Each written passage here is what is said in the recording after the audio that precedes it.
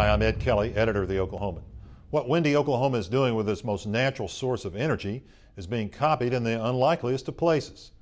Wind power is definitely in the news these days for mostly the right reasons, and it's not just because of the attention given to it by Boone Pickens. It's also being talked up in the Eastern time zone where you'd least expect it. Here are two examples. First, tiny Delaware. Delaware is set to become the first state to develop an offshore wind farm that'll be some 12 miles off the coast of its most famous beach town, Rehoboth. Years ago, when my family and I lived in the Washington area, we used to vacation at Rehoboth. Hard for me to imagine the folks there putting up with windmills, even if they would be mostly out of sight. But as one official explained, $4 a gallon gasoline has a way of changing people's minds about energy. Secondly, and no pun intended, you need to hang on to your hat for this bit of news. The mayor of New York, Michael Bloomberg, is proposing a study about how wind turbines can be built across the city. Bloomberg insists he's serious, but does anyone else believe for a minute that this is a serious proposal?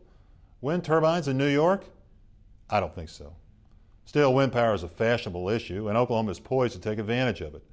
We rank 7th or 8th nationally in wind production right now, and some folks, including those at OG&E, think Oklahoma could end up being number 2 or 3 nationally over the next decade or so if forward-thinking development takes place.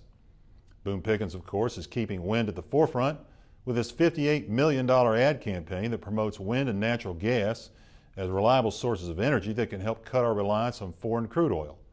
More importantly, Pickens will spend $11 billion, that's B as in boy, to build out a wind farm in West Texas. All in all, it's a heady time for this energy source in Oklahoma, in which wind sweeping down the plain can finally be put to good and profitable use.